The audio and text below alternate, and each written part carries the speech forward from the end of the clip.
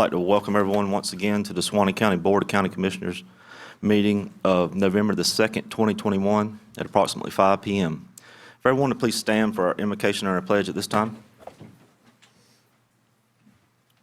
Let us pray. Lord, we just come before you today to address the needs of the county and the business that it entails. Above that, on this day, I would like to ask that you put your arms around all our military that have served and are serving, to all our veterans.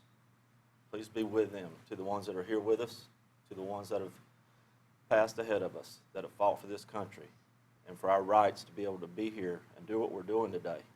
They are the only reason we're able to do this. I ask this in your name. Amen. Amen. I pledge allegiance to the flag of the United States of America and to the republic for which it stands, one nation, under God, indivisible, with liberty and justice for all.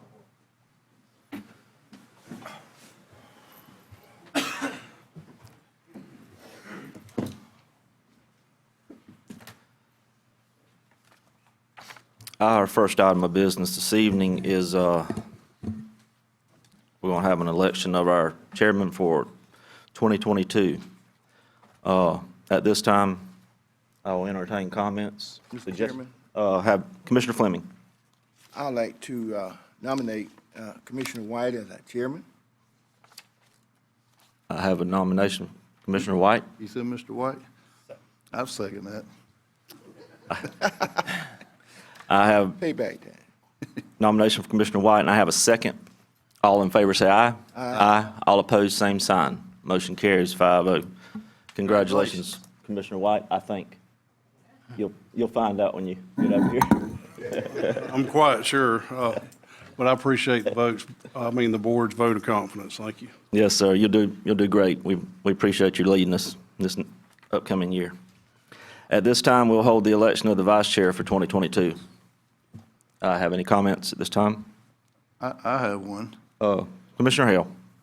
Being the vice chairman, I think the last 2 years, and I appreciate the opportunity, I'm going to nominate you, Mr. Chairman, Second. as vice chair. Well, I'm always up for a challenge, gentlemen. I appreciate that. At this time, I have a motion by Commissioner Hale, a second by Commissioner Land. All in favor, say aye. Aye. All opposed, same sign. Motion carries. Congratulations. You didn't get Congratulations. far from the hot seat.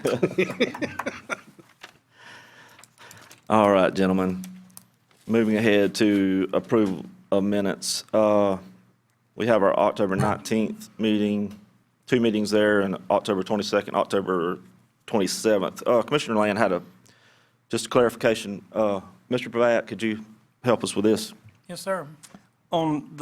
Just a clarification question, as Mr. Chairman said, on the grant administration and engineering tabulation meeting, none of us were present. Is that just policy that we approved those meetings? I mean, I don't even know who was there, but just,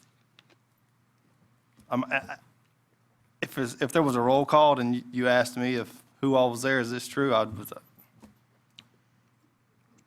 For the meeting itself, it's not really required. What you do is have the public meeting. Typically, we don't approve those types of things, for here. It's not one of the typical meetings that are required to be approved.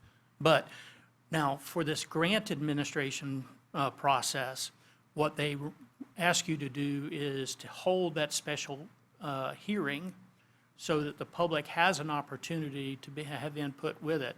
You had, I believe Mr. Harris was there for that one to have that. That is just a grant requirement type of thing. So we wanted to make sure that it got noted in the minutes of the meeting that we had a meeting and that we approved those minutes of the meeting so that it can go to the grant process. I understand. So that's what this is about. Gotcha. I can elaborate a little bit, Mr. Chairman. The meeting was actually advertised for the public, and it was held here, recorded by the clerk of the court. The RFQ process is that lengthy one that I tried to explain last time that is so interesting. but the respondents, their responses are scored by, in this case, 3 people, and submitted to the clerk. The clerk tabulates them, gives us the results, and then the results of that come back to the Board of County Commissioners for a final decision.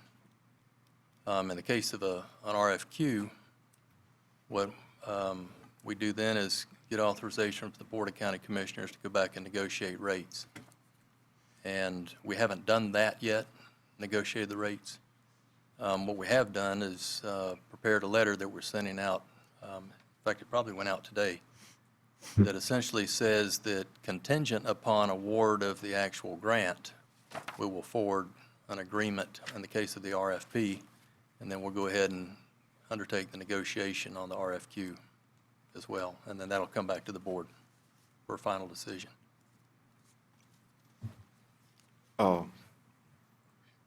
At this time, do I have a motion to approve the minutes? So moved. Have a motion by Commissioner Land. Second. Second by Commissioner Hale. All in favor, say aye. Aye. All opposed, same sign. Motion carries. Thank you, gentlemen. Moving ahead to our consent agenda. Items 8 and 9 we're pulling for discussion, and at this time, I have items 4, 5, 6, and 7. Do I have a motion to approve as presented? So moved. Have a motion by Commissioner White. Second. Second by Commissioner Fleming. All in favor, say aye. Aye. All opposed, same sign. Motion carries. At this time, item number 8, Commissioner Land. Yes, sir. I was just going to ask Mr. Harris just a couple questions. Is this the position that we talked about back in February, hiring an in-house person for? Is this? Yes, it is. The price that we got from the operator, though, was considerably less, so the board approved it. That's already been approved. The only reason I brought it back to you was because once we had them in place, I asked them to create a schedule of all the testing that has to occur, that has to go to labs, so that I could bring that back to the board with the rates. That's why I brought it back to you. There's a schedule regarding all the lab tests and rates that's in here. I see that. Did we, as discussed in that February meeting, we talked about reaching out to the other counties and cities that are nearby here to see what they were doing and if there was any cost share? I've actually got a report on that. I don't have it with me, obviously, but What were their responses? I don't remember now, to be honest with you. I really don't. Was there, I think most of them had someone that was in-house. There may have been some, and I'm just going on memory now. It's been quite some time. is this a service that would be required to be put out to bid? It was put out it was an advertised request for proposals. That's what it was. That's why, I'll tell you what the rates were. I have that with me. Okay. The company that was the lowest was $27,000 annually for the daily operations. The second lowest was $138,000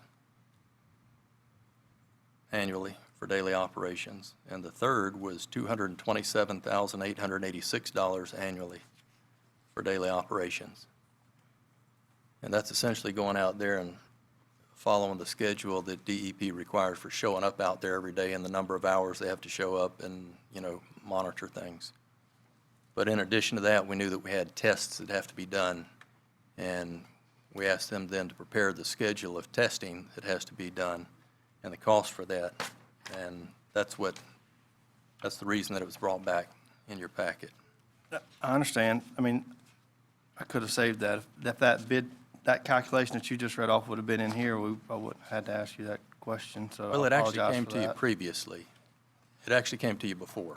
Okay, well, that confuses me because when I'm looking at the agenda item, it states the agreement with Engineering Solutions International, but when I look at the contract, it's with Kane Enterprises. So that tripped me up on, Yeah, I understand. It's actually Kane Enterprises LLC doing business as Engineering Solutions International, so I can see where that can be confusing. Okay. But it's the same company. okay. Mr. Chairman, is this the same one that does the city of Live Oaks? No, It's not? no. Any additional questions, Commissioner Land? No, sir. At this time, on item 8, do I have a motion to approve? Or do I have further discussion request? Mr. Chairman, I offer a motion to approve. I have a motion by Commissioner Fleming, A second. second by Commissioner Hale. All in favor say aye. Aye. Aye. All opposed? Commissioner Lane, you vote in favor? No, I said aye. Okay, I didn't hear you. approval. So I was trying to, sorry. On the approval? Yes, sir. Yes, I said aye. Okay. Motion carries 5-0. I apologize for the confusion there. Moving ahead to item number 9, Commissioner Land. Okay. Did you have something? Yeah, no, I'm good. I had my numbers mixed up here. On number 9, the surplus, we already surplus the 15-acre piece that adjoins us, right? That's correct. When, Did. yeah. I'm assuming we don't need this for the Duke talks? No. Okay. Can we include those? I mean, when you deliver these to the broker, are we going to sell these individually, or are you going to offer them Well, back? they already have, they actually have the first one. I understand that, but are we we going to will- combine them as a 21? Yeah, we'll make sure and bring it to their attention that they can be combined. Okay. Do we have an appraisal on this particular property, or you needed the declaration of surplus first to do that? We typically do the surplus first. Okay. And then you'll come back to us, same process as last time? Right. With the suggested Right. ask price based on the survey? Send it to Mr. Poole? Right. Okay, I just want to make sure that he knows that we could combine those, because I think that there's some folks out there in that particular area that might have a more of an interest in a 21-acre parcel versus a 6.5 up there on the highway. Oh, I would agree. I think you're right. Mr. Chairman. Yes, sir. Mr. Pravat, Yes, sir. I'm still confused on how we're doing this. It is not the typical process. Let's put it that way. I'm just trying to get my head wrapped around it. Okay. When it Nope. goes to the broker or the selling agent, how is it being handled at that point? Okay, as I understand, the broker is going to be gathering all the offers on the piece of property. They're all going to be put together, written offers, and none of them will be considered individually. We'll set a time that those offers will then all come to the board at one time to look at them. So you can see what offer is the best offer. So you can see, if one guy says that, you pay cash for it and this amount, and one guy says, I want to pay more money, but it's going to be financed. I mean, there may be different terms that are in each of the offers that may make the offer, although, for whatever amount, so that y'all can each consider how the best avenue would be for each of the individual parcels. Okay, I'm good with that. Mr. Chairman. Yes, sir. Mr. Pravat, for clarification, once that first, when does the time clock start for the 2 weeks? When the broker receives the first offer, or like when does that, because we talked about when the offer comes in, then we have to advertise for 2 weeks. We have to advertise, when we get them all together, just say Randy takes a packet over today. Okay, and says, okay, this piece of these parcels, we are going to look at whatever offers we have on December 15th, because it's 45 days from now. He would say that I would have to have all of them in by December 1st, so that we can advertise on December 1st that on December 15th, we're going to open all of these offers, Okay. like that. That- But that- we'll let them know at the beginning, what those dates will be. Can we, I'm glad that I asked you that question. Can we set that at like, say, 60 days or 90 days, just so we have some, I don't want to set it at 7 days, so you got, Yeah, you- a little Yeah, bit the of board market can set exposure. Any time frame that you want for I'll, at pleasure of the board. For a what their deadline, opinions. of accepting offers, essentially. Is that what you're talking about, or are you talking about trying to bring it back with? No, whenever we analyze that initial packet of offers, so to speak, like if we put it for sale tomorrow, and it hits the MLS, the internet, whatever, with the broker, well, if he gets an offer tomorrow, and he only gets one, and he brings us that offer, No, he's not going to do that. Right, They're going to be kept. we're going to say, hey, don't bring us anything for 60, that's the point I'm trying to make. Hey, don't bring us any offers until 60 days, and that way we will have 60 days of, No, I'm good with that. 60 days or 45 days, so we don't have the guy that lives next door, he sees that sign go up, he's going to run and go put an offer on it, ain't even made it on the internet, and then he brings it down to Mr. Poole brings it to us, and we're like, we've had 12 hours of market exposure, and Yeah, here's what's going to happen. They're going to accept the offers over there at the real estate company. bring them in. Ultimately, they're actually going to deliver those to the clerk of the court. I think that's what we talked about. And Yep. they'll stay with the clerk of the court, just like bids do. Right. No one that works for the county is going to see those. We just and need to then- pick that We need day. to pick that, Pick that's what that I'm, day you're talking about. At a date and time certain, we'll advertise it for 2 weeks and say, on this date, we're going to open them. So if the board wants to say, these properties, we're going to have them out there available for 60 days. Offers need to be in within 60 days. I'd say 90, just to give us If you want to go 90, you can go 90. I plenty think of, it's a better Because that'll market, as you allow said. us to go ahead and schedule the advertising. So you have some that have been out there now for at least 30 days, I Yeah. would think. Yeah, you've got some that have been out there for a while. I mean, it's pleasure of the board, but 60, 90 days, just give us a little bit of market exposure, so we're not running down here on day 2 or day 3 or whatever, with whatever these guys think. I was a little unclear. Just have a consensus, whatever you feel. Yeah, I like 90 more than 60. I'm good. You Yeah. good with that? We have 90-day consensus. Mr. Pravat? Okay. 90 days from the list date that we put it with the broker. Okay, well, what about the ones they already have? They've had them for at least 30 days, I would think. I'd say keep it fair, stay with the 90 on 90 those two. days. Total of 90? Total of 90. Okay, then we're going to send this one over there. Now, going back to your earliest question, might be possible to combine this with offers that they already have, that I somebody would, may need to go back I and would tell the redo that. real estate agent, say, hey, they've surplus, the board surplus this Yeah. adjoining 6-acre parcel, go back to everyone that All right, put an so offer in and this say, one hey, is there's going to another. become a part Give of them that those that opportunity. are That's right. subject to the total 90 days. Yep. All right, we'll handle it that way. Thank you. Thank you. Mr. Hancock had a comment on item 9. Welcome, sir. Bo Hancock, 6135 Wiggins Road. Just 2 quick questions. I was not aware that the 15-acre parcel had already been declared as surplus. So I did get, that was one of my questions, why they was separated. The second question is, what is the process and who does it for declaring properties as surplus? I know you all have to approve it, but who selects them and why? And when?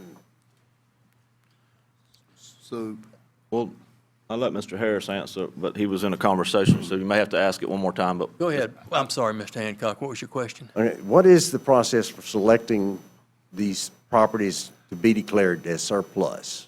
I mean, and who does it? Actually, the county administration office with our staff is trying to do it. We're taking all the properties that actually the county owns. We're trying to determine, and this is really critical, because it includes, the list that we start with is all of the properties that we own. We've got to sort out and make sure not properties like this building that we want to keep. Yeah, you got 3 So pages. we're going through all of those. A lot of these properties are kind of easy to make a determination on because they're in flood zones within 200 yards of the river. But we're going through the properties a few at a time and trying to drive out, look at them, make sure that the county doesn't have any need, didn't receive them with some, due to a need that we had for additional right-of-way or something else. There are a number of things we're trying to review when we look at them. And then they come in here, they go on a list, the board has to decide that they're surplus, and then we'll take them over to the real estate agent. Yeah. Will this be kind of a recurring thing, like maybe 1 or Yes. 2 of these a month? As quick as we can go through them, because there's quite a stack of them. Yeah. And just to follow up, I mean, myself as a commissioner, I'm fine with that process. I mean, once the list is made, if we have an objection or we want to have discussion on one that we don't want sold, it's public record, we have a discussion right here about it.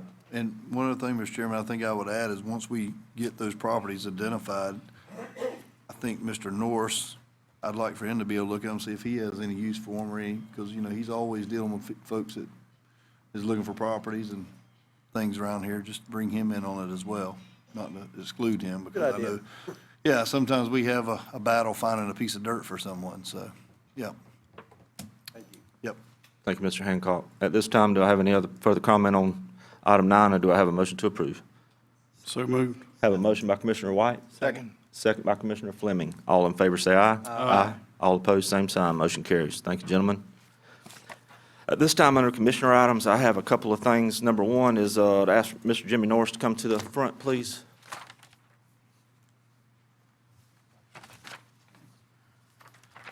I had a meeting in the end of last week with Mr. Norris, and he had some exciting news come out of his office, and he's come with us tonight to share it. And Yes, sir. Glad to be here. Commissioner White. Am I good? Yeah, well, you're good. Okay, all right.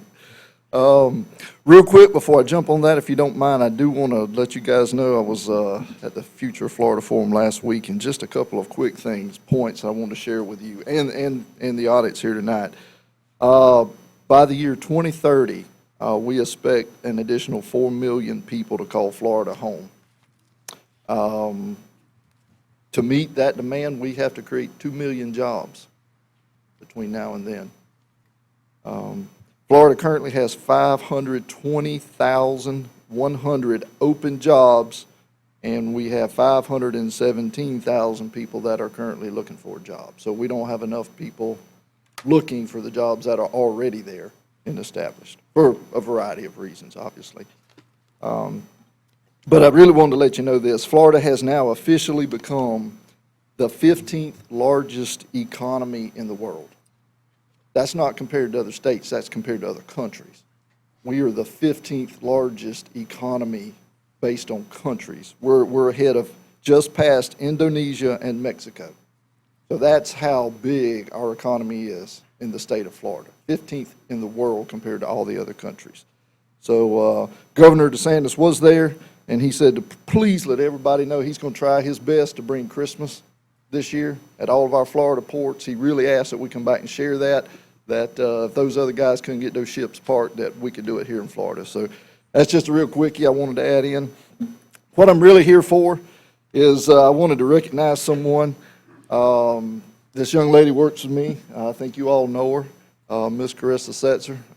We've known each other for several years, and of course she was actually in this department before I got there. So I can assure you, if it wasn't for her, I wouldn't be here right now, because following government procedure and it taking 3 months to do anything that in the private sector we used to do in 3 days is still confuses me.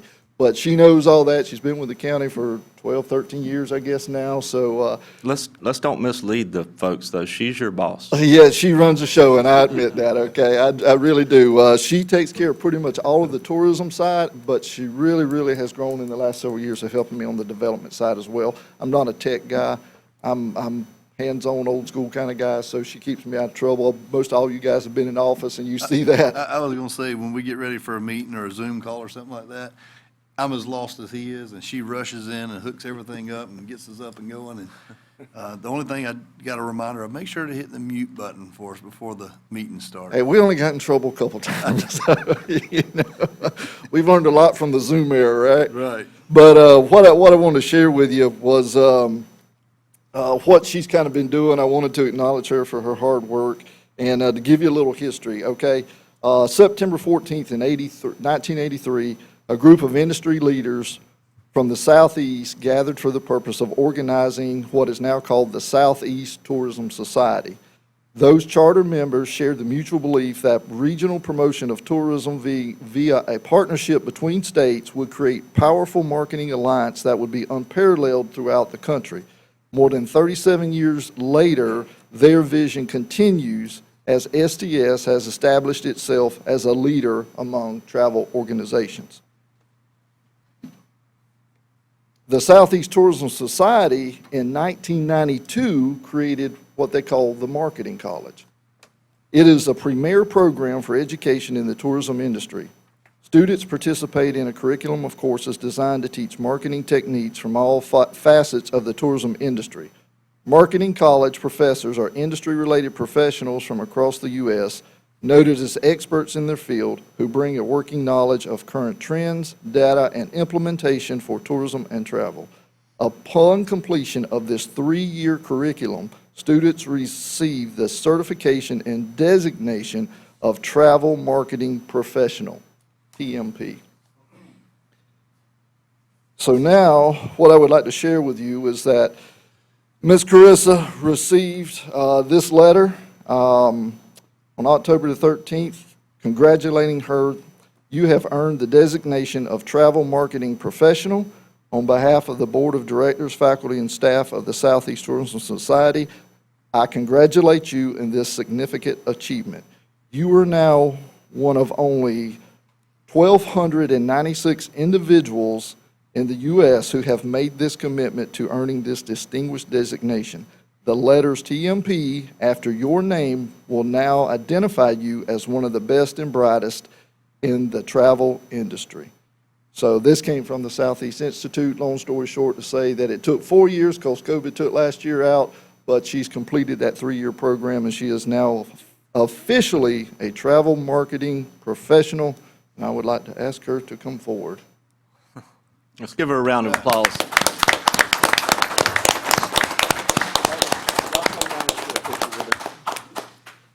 Come down, let's get a picture. Okay, sure. And I did not create this, Southeast Tourism Society did, but we are going to present this to Carissa and congratulate her.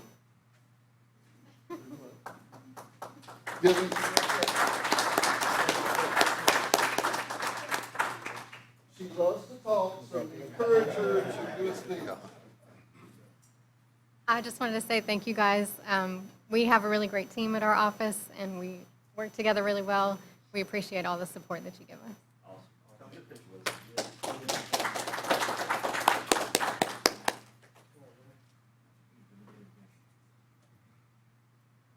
right, 3, 2, 1, smile. Perfect. Thank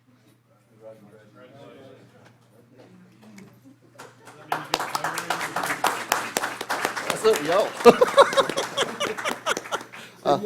I'll tell her you said that. They asked about a pay raise, Chris. I don't know if you've approached them about that. Just gonna take it out of yours and give it to us. That's fine. Easy come, easy go, right? Thank you.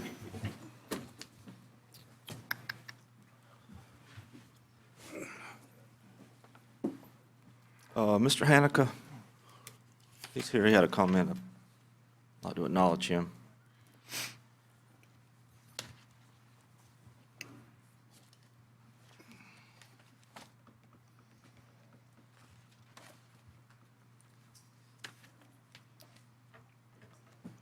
Wayne Hanukkah, 11883 93rd Road, Live Oak. I know you guys get a lot of flack, you get a lot of negative, but I'm here today to give you some positive. You've been working on, along with us, for quite a while, for closing internet cafes. I talked to the sheriff last week, and he said, yeah, we closed them. And I just want to say thank you on behalf of the people of our county. Thank you on behalf of the American Patriots.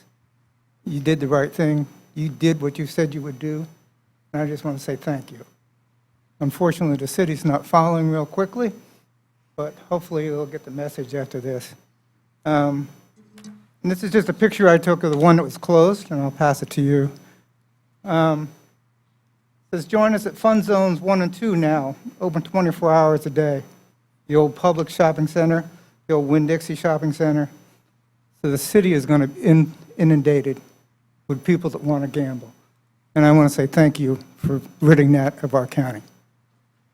Thank you for your comments, Mr. Hanukkah.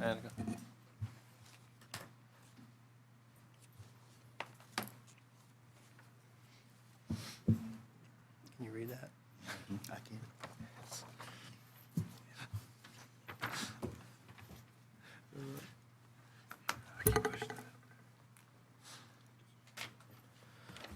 Before we move on with our rest of our business this evening, we have some special guests.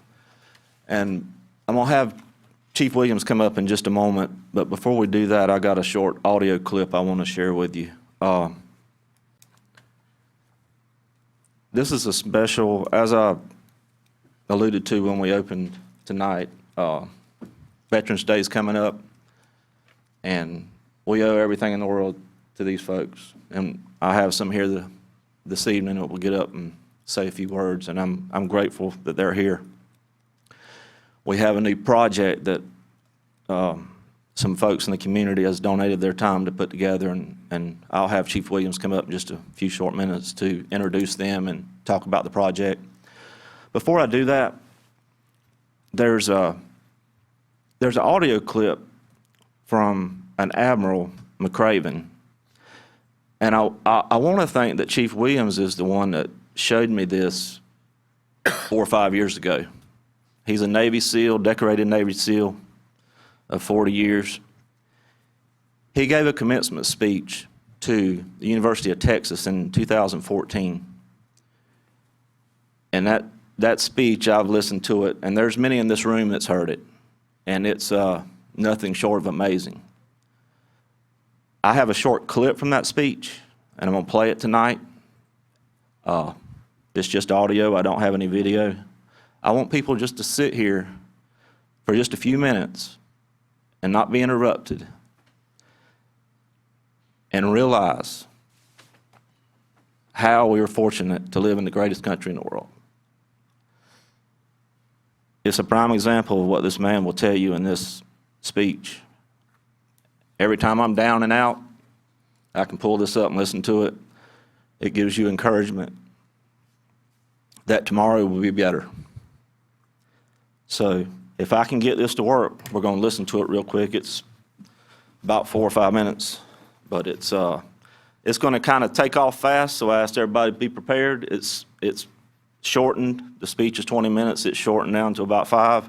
So it's going to have a little humor at the start, and then it's going to get serious. But I just want you to know this is from one of our great military leaders, and I'm proud to have listened to it and be able to share it with others as we move forward today. The first thing he will say, because it happens so fast when he says it, he says, if you want to change the world, start off by making your bed.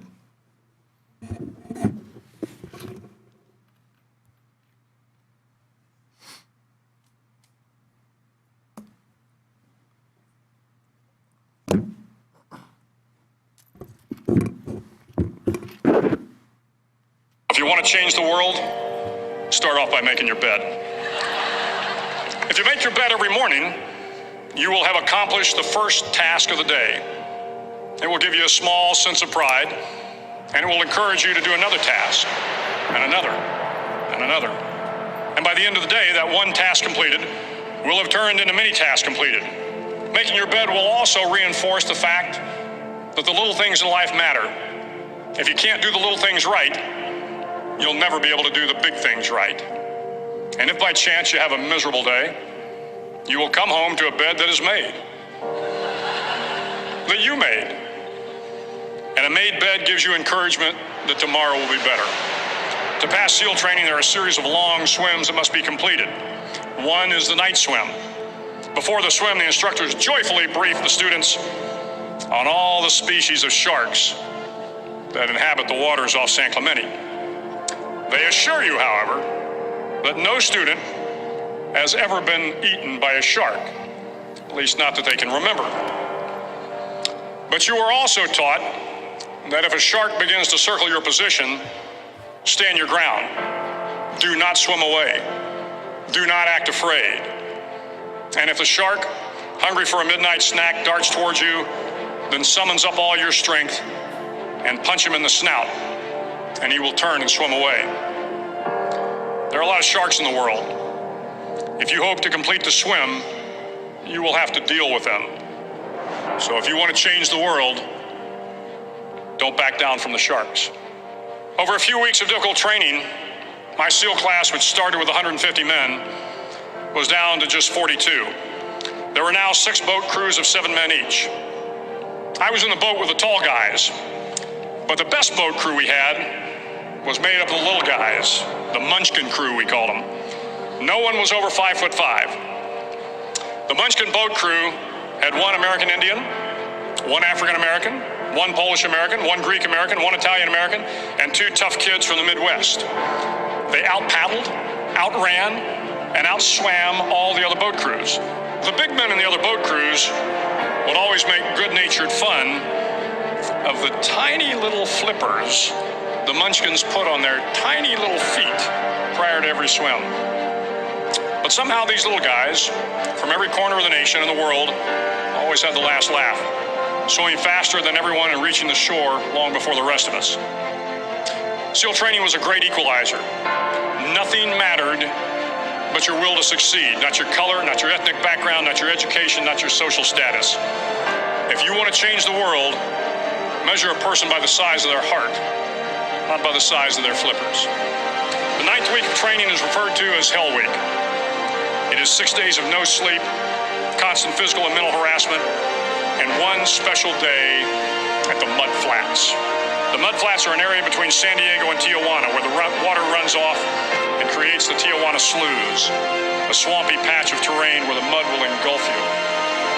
It is on Wednesday of Hell Week that you paddle down to the Mud Flats and spend the next 15 hours trying to survive the freezing cold, the howling wind, and the incessant pressure to quit from the instructors. As the sun began to set that Wednesday evening, my training class, having committed some egregious infraction of the rules, was ordered into the mud. The mud consumed each man till there was nothing visible but our heads. The instructors told us we could leave the mud if only 5 men would quit. Only 5 men, just 5 men, and we could get out of the oppressive cold. Looking around the mud flat, it was apparent that some students were about to give up. It was still over 8 hours till the sun came up. 8 more hours of bone-chilling cold. The chattering teeth and the shivering moans of the trainees were so loud, it was hard to hear anything. And then one voice began to echo through the night. One voice raised in song. The song was terribly out of tune, but sung with great enthusiasm. One voice became 2, and 2 became 3, and before long, everyone in the class was singing. The instructors threatened us with more time in the mud if we kept up the singing, but the singing persisted, and somehow the mud seemed a little warmer, and the wind a little tamer, and the dawn not so far away. If I have learned anything in my time traveling the world, it is the power of hope. The power of one person, a Washington, a Lincoln, King, Mandela, and even a young girl from Pakistan, Malala. One person can change the world by giving people hope. So if you want to change the world, start each day with a task completed. Find someone to help you through life. Respect everyone. Know that life is not fair and that you will fail often. But if you take some risks, step up when the times are the toughest, face down the bullies, lift up the downtrodden, and never, ever give up. If you do these things, the next generation and the generations that follow will live in a world far better than the one we have today. And what started here will indeed have changed the world for the better. Thank you for indulging me with that. That is what this country's built on. Chief Williams, I'd like to welcome you this evening. That don't give you chill bumps, you don't have a pulse. That's a fact. Thank you for having us tonight. Board, we appreciate it. I'm Buddy Williams. I'm just a community member when it comes to what we want to talk to you about tonight. What Chairperson, or Chair Stapleton was talking about is our new project, Crosses for Our Community. If you've driven through Branford or Steinhatchee, you've seen the crosses and the flags that align the streets on Memorial Day and on Veterans Day. And this is a project that we want to start here in Suwannee County. Members of our group that are here right now are the Carrolls. They're right here in the back. You've got Lynn Dees, Mindy Janasek, Mr. Harry Gray, the Rigginses, Sheriff St. John, and if I missed anybody, I'm sorry. AJ and the captain in the back. Here's what it is, folks. We want to line our streets from 11th Street, beginning at First Federal, south to the Suwannee Library. When we fill that up, we want to go down Pine Avenue. The reason we want to do that is we want to show our country that we do indeed support our veterans. This month should be a somber month for all of us because without them, we wouldn't have the freedoms that we have today. And this is what the finished product is going to look like. When we initially started, I talked to the folks in Branford because they've done it. And we met with a small group to start it out. And initially this was $30, and we figured we could do the rest of it for $50. That would get your flag, your cross, your names printed, etc. on it. Well, COVID has hurt everybody in many ways. When I finally got in touch with this company, we decided to go with PVC crosses that will last a lifetime. And as I've said to this group the entire time, this is a forever project. So what our goal is to do, quite honestly, is to kick this off, then to step back and punt it to our local NJROTC and let them start their own fundraiser and care for this project year to year. But this cross now is $51, which does not include the brackets, the cross, or the flags, etc. So our sponsorship fee is $60. We're not going to do a maintenance fee. It's just going to be a one-time thing. And we've had some very generous donations from our community members to help kick this off. We really wanted to have some ready for Veterans Day, but we can't get the product here, so it won't kick off until May. We're somewhere around 100 sponsorships already for the crosses. I figure we'll be somewhere around 500 to 600 or even more to start our project in May. Commissioner Stapleton is also on the founding committee. He didn't share that. And he and I kind of, by proxy, had to make it happen. If you know his mother, she's relentless. She ain't afraid to ask. You commissioners, I think, for the past 2 years, have learned that she passed that trait along very well. But this is what it's all about. If you'd be interested in participating, we would love to have you. We're going to meet once a month until we get started. Miss Sweat in the back has forms tonight if you'd like a sponsorship form, or Miss Vivian Starlin. I'm sorry, Miss Vivian's part of this group. We are fledgling and young right now, but I promise you with this group of people that we have, the support from the commission that I know we're going to get, this project will be amazing and it will be a sight to see. Now, I will tell you, when we talked about lining 129, you know, we're not asking permission. We're just going to put them up. I want to see which one's going to go take them down. We're not going to deal with DOT. But I just think this would be a wonderful tribute. If the only difference will be is every veteran will have a cross and a flag. If you sponsor a person that is deceased, there will be a black mourning band that will adorn the top. In Branford, I know that they struggle getting things put up, but I work with a pretty decent fella down there, and we've got a couple hundred people that are willing to volunteer when we go to put these things up, and they're called inmates. And we're going to have some help to get it done. We'd like to team with you American Patriots because we also believe in what you guys stand for. But we would love to have your help and support. And Lynn did tell us that every commissioner has agreed to pledge a couple $100. So at the end of this meeting, I'll tell you where you can write the check. The crosses for our community, and they can be hand-delivered to Lafayette State Bank. And the county administrator would do 500. And the city attorney, or the county attorney would do 1,000. So we're good to go. But I think that Mr. Harry Gray, we've dedicated the first cross to Mr. Gray's father. And I'm just going to tell him, if you don't mind. Mr. Harry made a donation of $5,000. Now, he would never tell you that, but I will tell you this man through the years has just been such a benevolent soul to anybody he's ever encountered. But this one was dedicated to his father, the very first cross, #1, and I think he just wants to tell you a little bit about the American Legion. If you have any questions or comments, please feel free to get with us. Thank you for taking your time and allowing us to be here tonight, and thank you for listening to us. Mr. Harry?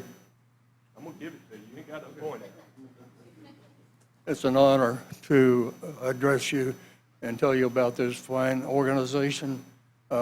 My father, he was 4F. He was turned down. The only way he could get in was to volunteer, and he volunteered And he was home for Christmas, 1944. The whole family was there. 3 months later, he was killed on his 31st birthday, March 20th, 1945. So my cause is to remember those that served and those that sacrificed their life. And from my perspective, I was only 12 years old then, but it destroyed our family. And I can only think about all the thousands and thousands of those crosses that I saw all over Europe. My dad is buried in Luxembourg with Patton. He was in the 10th Armored Division. But anyhow, that's why I got in the Legion 17 years ago.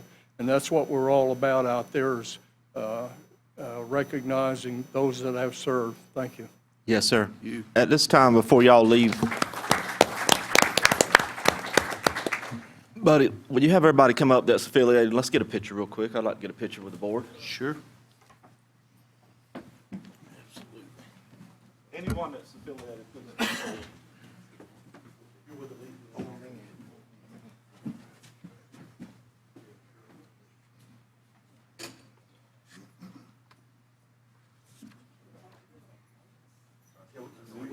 We'll stand above. Hold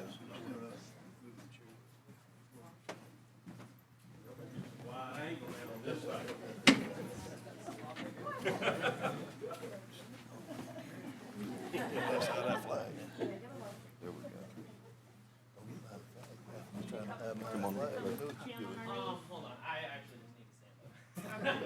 All right, 3, 2, 1. All right, there we go. All right. Thank y'all.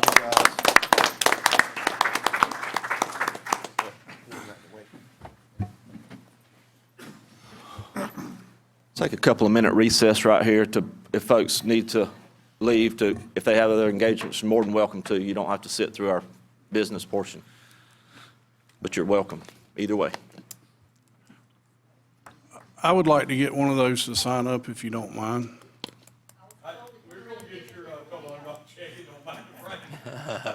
Well, I knew you were, but I just wanted to get it while I was here. Thank you, ma'am. Yes, sir. Thank you. You can put 10, 12 Thank you, names Miss on there if Lynn. you like, $60 for each one of them. Thank you, Ms. Lynn. Thank you. I give them here.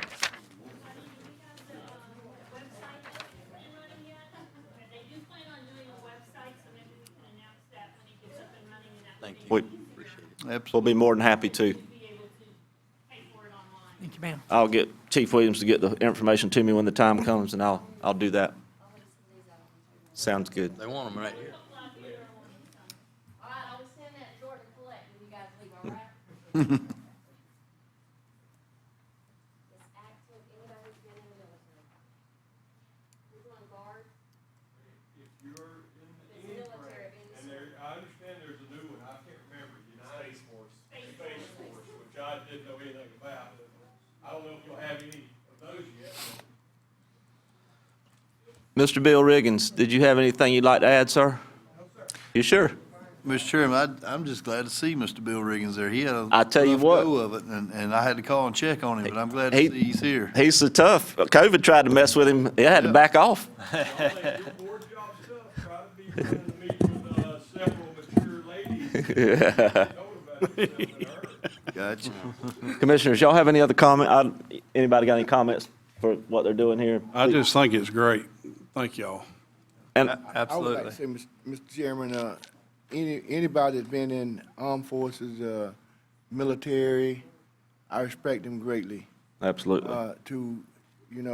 There's, growing up as a child, I had a cousin that went MIA, but then I also had some that went and got injured, and they made it back, and they're, from the military branch.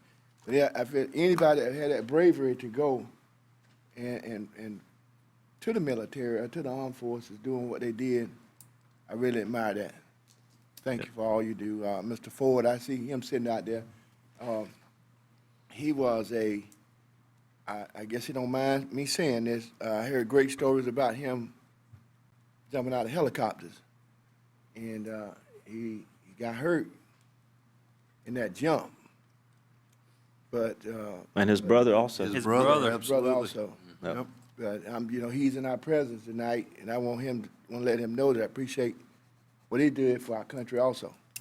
Yeah, we had that discussion on the board, and you was involved in helping that. And also with the newer commissioners may not know, we was involved with the Legion to do that piece of property, dedicate the piece of property to where their building is, that the county had been in the county's name for many years. So I think that was last year, early Year part. before that. Year before. Year before that. Okay. Yep, year before But that. so. we're proud to be supportive of all you do with this greatest country in the world.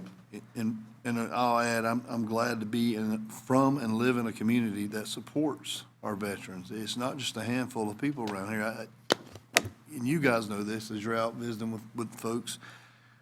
And I think the gentleman said it, it's the sacrifice. I mean, that's what it's all about. And you guys put a little pressure on me. They've asked me to speak, the American Legion asked me to speak at the Veterans Day service out at the cemetery. So no pressure, thanks for that. But I'm excited about it. I look forward to it. And as Commissioner Fleming said, and you said, I think too, this is what our country was built on. And I think everyone would agree. Without the sacrifice of those folks and those family members, we wouldn't be sitting here today. We wouldn't be commissioners. We wouldn't have this freedom. So, No, sir.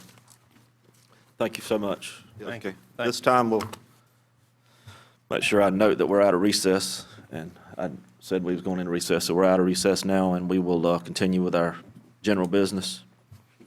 At this time, we have item number 10, discuss with possible board action the appointment of a commissioner and staff member to serve on Access 67 County Champion. Mr. Harris. Mr. Chairman, Commissioners, if you read the resolution that you previously approved regarding expansion of broadband throughout all the counties in the state of Florida, we'll be sending that. The Florida Association of Counties is encouraging all counties to appoint a commissioner and appoint person from staff to assist in efforts to compile information and participate in these ongoing conversations that ultimately the information of which will work its way to the legislature. They've asked us, in fact, it was Commissioner White and I were in a meeting, I guess, a week ago. Yes, sir. And we were approached about this. So I've already got someone in mind from county staff, and I called him today and informed him that he'd have to work on Saturdays real hard, and usually the rest of it would be something that he could do after hours, after 5 o'clock, Monday through Friday, for a few hours every evening. But I asked Jimmy Norris to go ahead and just plan on participating in that. So we've got our staff member. We just need the commission to appoint a commissioner to participate in this. Now, I'm joking about the amount of time that it takes. We really don't know how much time that it's going to require. But for now, we just need to forward information on contact persons from this county, a commissioner and someone from staff. But I think Jimmy Norris would be an excellent. I'd like for my last order of business as chairman to appoint Commissioner Land, seeing as how he appointed me to vice chairman. Second. Gee, thanks. Man, you're gonna stick me with the county staff member that likes to talk the most. Long meetings. No, I would you entertain it, or? Yes, sir. Whatever I can do to help. do we have to make that in a motion or a consent? You need that in form of a motion, or just? Yes, sir, if you could. And just in your motion, if you'll include Mr. Norris as well, that would help us. I have a motion by Commissioner White to appointment of Commissioner Land and Mr. Norris. Do I have a second? Second. Second by Commissioner Hale. All in favor, say aye. Aye. All opposed, same sign. Motion carries. Okay, moving ahead to item number 11, discuss with possible board action authorization to obtain soil report for soccer field on 72nd Trace. Mr. Harris. It's pretty well self-explanatory. I'll just say that when the appraisal is done on this, and we have talked to a couple of appraisers, but they've indicated to us that we need to go ahead and have a soil report done because of its effect on the appraisal. The condition of the soils out there, I think everyone recognizes that due to the mining, there are none of the original natural soils on site. So we had a quote that an appraiser actually obtained. I'm thinking it was about $20,000, and I recognize that was way too high. So we went ahead and obtained two other quotes. You've got them both in your packet. And the lowest of those is $2,957. So the request here was to go ahead and authorize an agreement for services from Universal Engineering in the amount of $2,957. At this time, do I have any questions, comments from the board? Mr. Chairman? Yes, sir. Commissioner White. On this particular piece of property, here's where I stand with it. I don't want to spend any more money on it. I don't want to spend this. I don't want appraisal. I just want the county to keep it for our use, for future development, whatever the case may be. I just think it's way more valuable to us, and I'd just like to hang on to it. I know we're just considering this right here, but I don't want to spend that money. Yes, sir. I would agree with that, Mr. Commissioner Lamb? Mr. Chairman, I would agree with Mr. White, economic. We don't, I don't want to spend the money. We kind of got our ballpark idea in our heads based on just looking at property appraiser's website on comps and what it's worth. I just assume we just keep it. We're chasing some grant money right now on some buildings. I just assume just keep it and see how all that shakes out. We may need a site and not have to go buy one. Mr. Chairman, I don't disagree, but I just want to ask Mr. Harris a question. Do you know what this would cost to have this done? I got you, Commissioner. Yeah, no problem. This engineering report, that's the one that's for $2,957. Okay, Now, if you're going to keep the property, don't spend the money to do the okay, soil report. I got you. I wouldn't do that. Did you have anything else, Commissioner? No, I just want. Commissioner Hale had a comment. I was just going to add, I don't have a problem with us keeping it too, as I said earlier about some of the other properties that we may surplus. This may be something Mr. Norris may have a need for, or, someone potentially looking for property. I know he and I struggle sometimes to find the inventory of property we need when folks come asking, so, and I don't know if we've even talked about this piece, but it would be probably something worth you having in your bag of tricks, if you will. Now, at this time, that seems to be the consensus of the board. Do you need any other, just consensus that the board chooses to keep it at this time? Yeah, actually, I just needed to know if you wanted to do the engineering report, but I wouldn't recommend doing the engineering report. I was going to say, if we're just going to keep it for some future development or possible future, I don't think we would have to do that. There's no need. There's no need. We just hold on to it until something comes up, then we figure out what we need. Gotcha. At this time, moving ahead to item number 12, additional agenda item, we have one. Yes.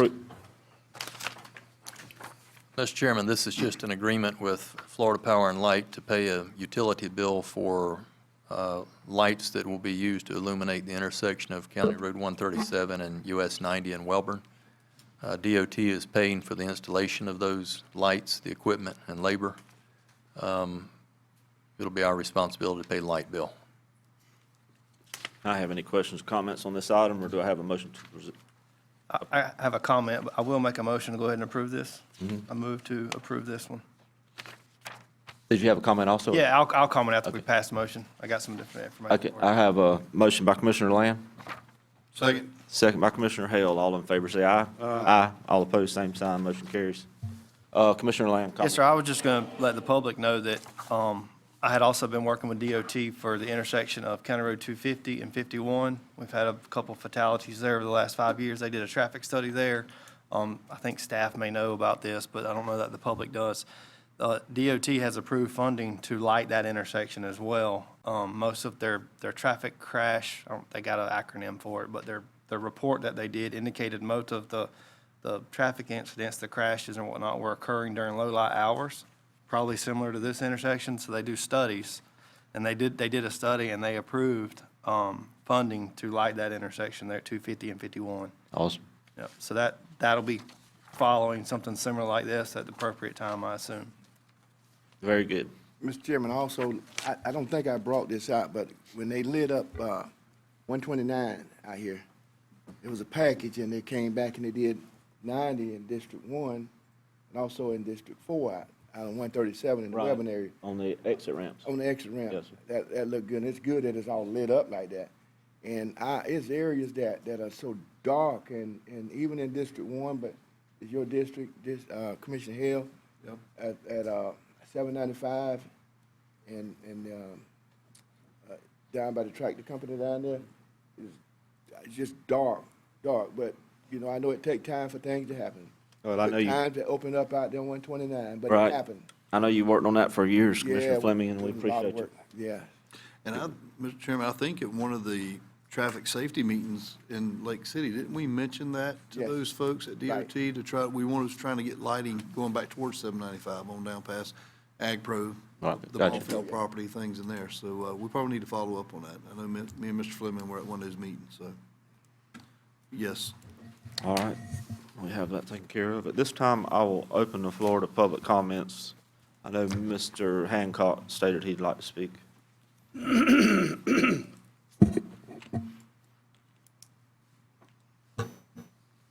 Mr. Attorney, do I need to say it all again? For the record? Bo Hancock, 6135 Wiggins Road. I have a concern. Y'all have talked about it. Previous boards have talked about this. And I don't know where we stand on the issue of wage compression with county employees. A couple of months ago, you approved the increase in the minimum wage. We know that it's going to be phased in over a number of years. But you already have a wage compression issue. And the last time that I can really remember anything major being done was probably 5 or 6 years ago. And since then, you've been giving some, I don't know whether they're minor, doesn't affect me, but it's not much money that you're giving them. You've got employees that have been here for years, and now all of a sudden, here's a new hire coming in, that they're only making a few bucks an hour more. And you're going to start losing some of your older, more qualified and experienced employees if you don't do something. And I don't know what's being done, if anything, to address the issue. But if you don't want to get hit with unionization, because it's on the rise again, you're going to have to do something other than try to kick the can. Because if you try to kick the can, I have a feeling you're going to miss. Because it's going to come back and bite you bad. And as a taxpayer, I'd rather you come up with a plan and start working on it and implement something. I know that you already set the budget.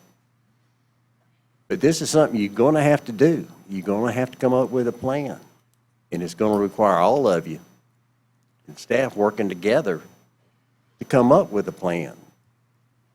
I'll respond. I mean, others can too, but I'll respond to start with. I know there's been some conversation between commissioners or amongst commissioners about trying to get a quarterly workshop going. So, I mean, I think this would be one of the topics we could outline in that and address and have some time, where we could all talk about it in a public forum to get a game plan. I don't disagree with that. Yeah, Mr. Hancock. I'd like to see some of the county employees come that they're not, I don't know. They're trying to have to make a living, so I don't know whether they'd want to get involved. Yes, But some of them might, and I would appreciate it if they do come. But it's just, something's got to be done. Yes, sir. are you going to start losing people? Mr. Chairman, Yes, sir. I comment back to Mr. Hancock. I was in a conversation with an employee last night, a county employee, and I told him that we did have some discussion on that. He was kind of, I kind of pretty much told him, and it kind of got me a little warm, because I'm proud to have a job, 2 jobs, proud, happy. And I told him, I said, listen, now, you got to remember, you got a job. A lot of people out there don't have jobs, people looking for jobs. But at the same time, same thing applies to me. I've been with the state 23 years, almost 24 years. I didn't get a pay increase for 8 years. I didn't go to the governor, I didn't go to the legislature, I didn't go to my sergeant, I didn't go to, and didn't say anything. I was just happy to be able to raise my family. But now, that do make sense what you're saying. We do need to have a plan. We need to sit down and hash it out. And maybe the employees ought to be sitting where we're sitting and know what's going on. I think every one of these fellows up here, they don't mind giving their input or giving an employee a pay increase. But I think it's pretty much out of my hand. I don't know whether to go to the county administrators or the supervisors, how it's paid out. I don't know. And I'm going to speak to Mr. Harris, after the meeting, that I have a full explanation, that I can call this employee back tonight and tell him, let him know that we did all we could do. We did the best that we could do. And, I know during budget time, it get tight, it get tough. And nobody liked taxes to be raised, including him. I asked him, I said, do you like your taxes raised? No. So I agree. I won't disagree, but it's something that we have to look at long and hard in order to try to make these employees happy, make us happy. I don't want to lose no employees. I know they do a great job. I've seen those guys in action getting off at 6 o'clock in the morning. They out working. They out clearing the road. If they don't get these trees off the road, somebody run into them, or power lines down, and I mentioned that to them. I said, I know you be out there in that rain, and you be cleaning up, clearing trees out of the road. It's dangerous. But I work a dangerous job also. I work with all kind of people that come into the state of Florida during the night that I may not make it home at night, back the next morning. But those are it's just I would say the outlook of life. It ain't fair. I do agree with, there's some employees that the state have hired, they make just as much as I do. I got almost 24 years. But I know where you're going with that, and that's, I'm glad you brought that out. Because when that time next year, when budget comes, and they're sitting, and I'd like Mr. Hancock to be there to work with us. I would entertain that you do come in our workshop and bring some of this out. Let the people see what we're doing. Be transparent, and then I think we can move forward. Well, I think the taxpayers deserve it. They're footing the bill, but we need to come up with the plan. And you have the range, but now everything has gotten so compressed. You're going to have to deal with it. Mr. Chairman, Commissioner White. as a business owner, we're already dealing with it, and it's not going to be the minimum wage that's going to get you, it's the inflation. Exactly. Exactly. That's wearing everybody out.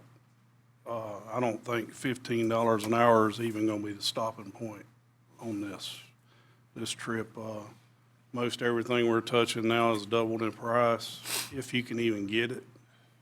And my employees are coming to me, and they're having a hard time making it, and as a business owner, it's hard to raise your prices quick enough to offset what you need to pay your employees to make a living, so. Yeah. I just want to put that out there. I don't think the minimum wage is going to be your issue. I think your inflation is going to be it. Hopefully, you're exactly right, and hopefully the economy is going to turn around. we have the midterm elections coming up, maybe there'll be some changes made. I hope so. Yes, sir. Commissioner Lane, you have a comment? Keep on going like this. Yes, sir. I would agree with Commissioner Fleming and Commissioner White. You know, we're seeing in the private sector, inflation costs they're escalating. I mean, just the cost of gas that's cutting into every home's disposable income to fill their car up, the cost of milk, the cost of food. I mean, inflation is the highest as we've seen in the last 10 years. You know, as far as addressing the minimum wage, the voters passed a law. We're going to have to follow it, as is every business in the private sector and every municipality in the state. And that's not going to be an easy nut for these rural counties to crack, because we're confined by a budget. We can't, as Commissioner White said, raise the price of our product to offset that. I mean, you could in taxes, but that's not the answer either. I did mention one time before to the board about, doing a compensation study to see other counties have done it. And after the meeting, after I mentioned that, I heard from several employees like, oh, don't do that. Well, my response to that is, well, how can I help you if I don't know you need help? That's a two-sided coin. The guy comes in making $15 an hour. You've been here for 20 years or 10 years, and you're only making $17 an hour, but you don't want me to know you're making 17. I mean, I can't address the issue if I don't know where the issue is. Wages are. But I agree. We have a problem, as does every county in the state of Florida has a problem. Now, how this board and Mr. Harris and staff agreed to address it, we got to figure that out. And I don't know that the compression study or a compensation study to figure out what your compression issue is, I don't know that that's the answer. I can tell you what your compression issue. You raise up the bottom and you don't do anything in between. Yeah, but what I'm saying is like similar size, like size counties with same size population size, like what does this guy make, what does that guy make, to try to determine the pay scale, if you will. Yeah, where's the bar? Are you making too much, or are you, or do you legitimately need a significant pay raise? It's a complicated issue. Yes, this isn't something that we just sit around. Yeah, it's delicate. It's very sensitive. And I get it. I mean, you're talking about livelihoods, and it's very sensitive, and it's super complex, and it's going to take some creativity on Mr. Harris, everybody, to try to figure it out. And like you said, you go raising taxes, to take care of our folks that are employed at the county level, then we hear it from, our constituents We out have there. issue, we're going to get together collectively and follow the law that was enacted and figure out how to get there. Okay, But next I we don't- have a workshop, gentlemen. Yeah, I'll be there. You're at every one of them. Yeah. But I don't disagree with you, Mr. Bowe. I do think it's something, I would say in the next year, we need to get a grip on, because that following year's when I think the next wave of We need to get increase ahead of- comes. we need So to we get do, ahead yeah, of it. absolutely. And we're already doing it, like everyone here said, in the private sector. We're all dealing with it, and I know pretty much everyone on this board has employees that we have to worry about. Let's schedule a workshop for the holidays. Yep. Halloween's gone. I'm not scared anymore. Well, I can just assure you that your people that's making $12, $13, $14, $15 an hour is already hurting right now. Mr. Chairman, Yes, sir. I think I shared briefly with commissioners before, I think it might have been early when we started our budget workshops, that we would have to have a workshop to discuss just that. But clearly, you had a monumental task to tackle during this budget cycle. And it was all-consuming, trying to gather information to get us through what we needed to get through this year. So this is a workshop that we'll be compiling information to sit down and discuss.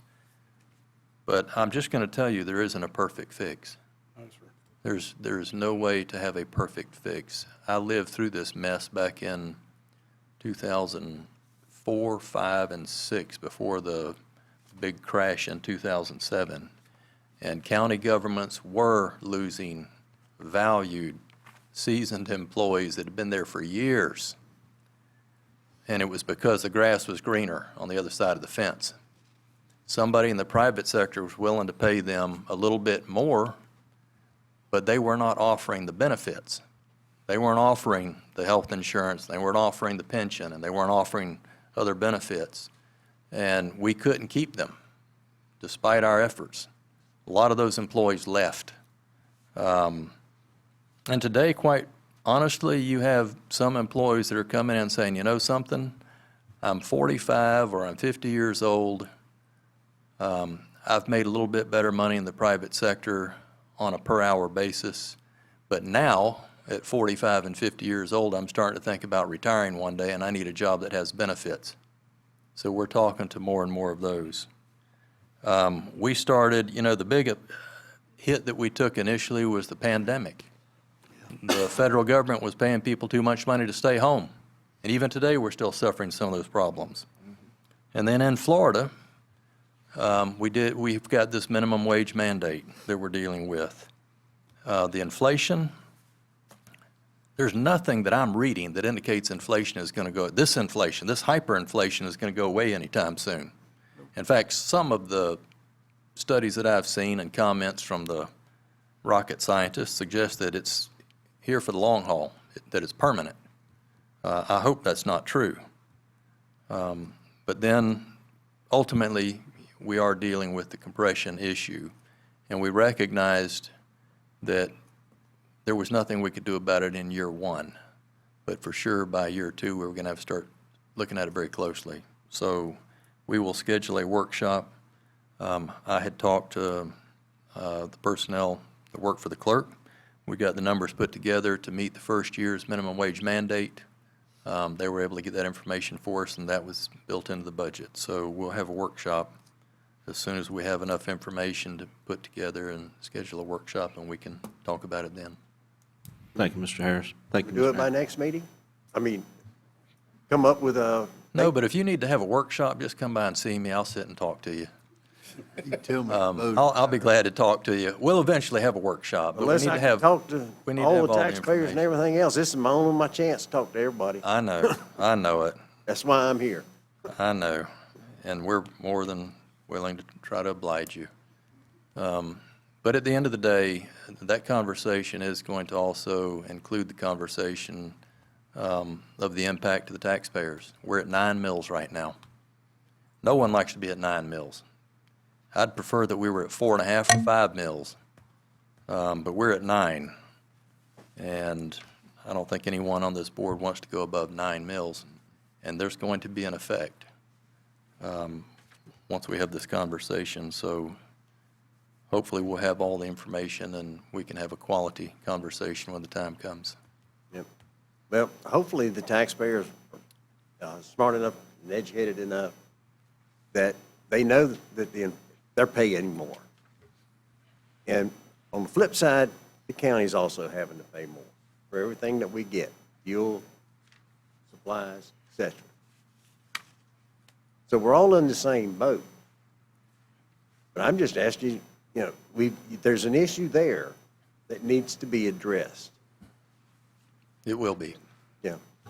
Thank you, Mr. Hancock. Thank you. Thank you. Do I have anyone else wishing to speak during public comments? Yes, sir.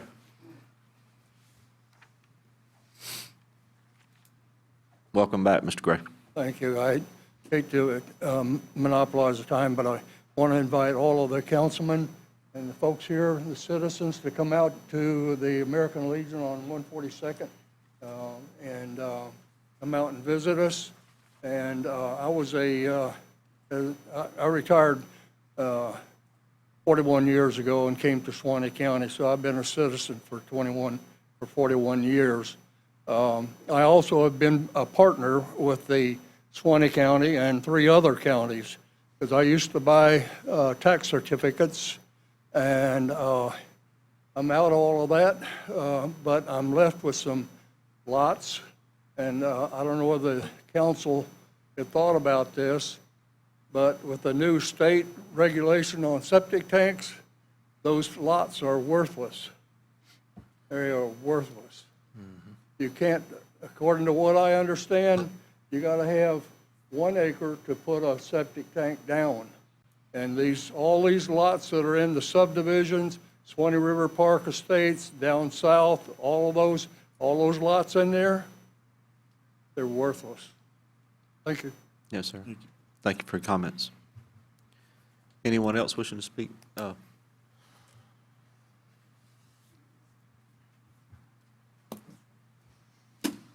Mr. Scott, you got 30 seconds because Mr. Norris took 10 minutes of your time. Both took part of my time. And I'm not going to make any comments about that now. I will reserve that for the workshop that I'm looking very much forward to. Just want to give you an update on a couple of things. One, with what we had tonight, just wanted to share with you, I went to the city council last month, I guess it was, and asked permission to put a flag depository box there for retired flags. And the veteran service officers are going to coordinate with the Legion and others to try to be the one who empties that. But we've ordered the box. It'll be put at Veterans Park. Looking forward to that. It's been in my heart for a long time. It's like as I get rid of flags, it's like, you know, there's not an easy way for citizens to do that. I know the Legion does that out at their place, but driving out there to get there is, you know, troublesome for some folks. But just look forward to that as a new opportunity for folks. I want to give you another update on the rodeo. We had a real good event, a lot of positive comments from the riders, the wives or the families, I should say, of the different participants. I know I sent this information out to the commission, but just for the public's benefit, we had the guy who put the thing on for us. His company, he's a 19-time world champion. We had another guy that was the MC, was the IPRA, not sure what that means, but as rodeo, one of the sanctioning bodies, 6-time announcer of the year. We had representatives from 10 states plus Canada. We had 21 contestants have qualified for international finals in Oklahoma. We've had 9 world champions here, 3 Cowboys that's won over $3 million. So we had a good group of folks here competing in the event. We did well with our sponsors. Pilgrim stepped up and was the presenting sponsor. I'd like to give them a hats off for that. Had good participation from other sponsorships also. We covered our cost. Made some money back for the county on that, so the department. But the biggest thing is the economics of that. I estimate probably a couple $100,000 of economic benefit to the community for that time that they're here. But another shout out also to Public Works, facility maintenance, certainly fire rescue, and our park staff that work to make this come together. But it takes all of us to make things work. But from where we stand is about the economics for the community that benefits those folks that pay our salaries. So just wanted to share that with you, and thank you all for what y'all do. Mr. Chairman, or Commissioner Stapleton, thank you for your service. It might be recycled around again, so be careful. But Commissioner White, congratulations. Look forward to working with you, as always, all of you. But congratulations for your next adventure. Thank you. Thank you so much, Mr. Scott. Anyone else wishing to speak? Public comments? Seeing none, I'll close public comments at this time. We'll go to closing comments. Mr. Pravat. Well, I heard a comment earlier about folks having dangerous positions and being able to work, and I just noticed that county attorney didn't get in there when I had to be with all you scary folks all the time, so I thought I'd just throw that out there. Yeah. Well, Mr. Pravat, you got to attend meetings to be with us. Goodness gracious. Your chair was vacant. I was happy to see all of your pleasant faces here after being out and away for 3 weeks. Got to visit my daughter out there in Utah. Marvelous country out there. Learned that after you have COVID and lung problems like that, you can't go on a 12-mile hike the first day. Wow. Yeah. I did learn that while I was out there. But other than that, I have no other general comments. Thank you. Thank you, sir. Mr. Harris. No, sir, I don't have anything else. Mr. White. I'm sorry I didn't bring the magazine with me, but I wanted to recognize Donnell and his brother, Donnell Gwynn, that lives in my district, former in my district, on the, it was a Florida 500. I saw that. And I called him and congratulated him on it, and I just wanted the public to be aware of it. Yep, awesome farming family, awesome family, but Yep. good operation. Commissioner Fleming. I would like to thank you for serving as our chairman. Congratulations to Commissioner White for accepting that. I know the Gwynn brothers, they are like some of my best friends, and they're good people. But also, I want to say to this board of group of commissioners tonight, every commissioner that I've worked with, had the opportunity to work with, were very generous, and we became family. And I just want to let y'all know that you're some of the best group of guys I ever met. I say I love you, I mean it. I also want to say to Mr. Haneker and to Mr. Hancock, they are outspoken men. I really appreciate what you guys bring to the table to tell us whether we're doing good or tell us whether we're falling flat on our face. And I really appreciate you, Mr. Haneker, for stepping up and bringing the information back. And lastly, to our staff, Paula and Mandy, and to Mr. Wainwright, you do a great job. And also, see, Mr. I don't like to do name calling because I forget your name. I know, good as I know you, Mr. Snowden. Sorry. Mr. Wendell. He usually come before the board and he would say something, but I noticed he's been just laid back, Mr. Harris, and he's been a great gentleman. He's storing up his energy. He's It's storing coming. up his energy. And I'll put to our attorney, as he said, we didn't mention his name, but I want to put our attorney in there. We got one of the best staff, Keith. We got one of the best staffs that's around. I'll put you among the best. Don't Appreciate forget Eric. I was going to say And Eric. Eric. I don't like to do name calling. Our department heads back there, Chief, Mr. Scott, and Jimmy. When you start name calling, You're going to miss somebody. you miss somebody. Yep. I'm going to end it. That's the same way. I'm just going to end it. Yep. That's it. Commissioner Land. Man, when these new chair and vice chair take place, can we rearrange so I don't always have to go after Mr. Fleming? I mean, he just makes it, he does a great job at thanking everyone, and I sit down here like, man, how do I follow up with that? You know? But no, I'll echo what he said. I want to thank the veterans. You know, we got a meeting coming up, or we do not have a meeting coming up before Veterans Day. Thank you for their service. I appreciate this group that stepped up to the plate to honor those folks that have made sacrifices for our country. Mr. Scott, thank you for the rodeo. I did hear some great things from the public, some people that attended that. It was for your first event. I think you did a pretty good job from what I've been hearing. Congratulations, Mr. Norris. Chris has gone, but, you know, that's quite of an achievement. 1,296 people nationwide, and we have one right here in Live Oak. That's pretty good. That's pretty good stuff. Working for our county. Congratulations, Mr. White. I'm glad it's you. Don't worry, it'll be your turn before long. Mr. Chairman, Mr. Stapleton, I appreciate your service. We've sparred over the years, or over this past year at times, but I know at the end of the day, you and I are both pulling for the same thing, and that's the betterment of Suwannee County and what's best for our people. I mean that. Sometimes we get tense in this boardroom, but at the end of the day, we walk out of here, and I know you're coming from a good place, no matter if we didn't see eye to eye or not, and that's okay. Thank you for your service. I appreciate it. Commissioner Hale. Hard to follow that up. Getting worse, but I agree with everything every board member has said up here. And again, our veterans, I do want to challenge everyone to come out and support the parade and come to the service. But I'll circle back to the rodeo.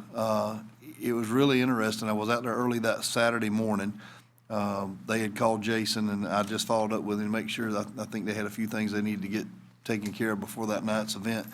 But being the first one, when I got a chance to speak to those guys that run that show, they were very optimistic about how it can grow and what it can become. And they were just blown away by our facility and our county staff and the willingness and our community as well. So that speaks a lot. When you roll up out there at 8:30, 9 o'clock in the morning and start speaking to these guys and girls, and it's encouraging. So I want to say thank you to your staff and all. And also, while I was there, I didn't know I was getting a 3-for-1 that morning. We had Miss Lindy's and her husband had a car show going that morning, which had a great turnout. And the Garden Club had, I think, one of their fall bait sales that they had. So, yeah, it cost me a lot of money that morning. Yes, sir. But it was worth it, and I love to see that in our community. I love to see the support of our community, and that's what makes Suwannee County what it is, and I'm proud of it. So, Absolutely. yep. Thank you, Commissioner Hill. Just a couple quick things. I just want to thank Chief Hand. Spirit of Suwannee had really one of their first events back. That was a full-size event, and I actually got to visit out there on Friday evening late, and Chief Hand took me around and just showed me the kind of how they're set up and looking after folks. And good gracious, there's a bunch of folks out there. I mean, it's unbelievable the amount of people, and I think from what I heard after the fact that everything went fairly smooth, and I'm just grateful that people are.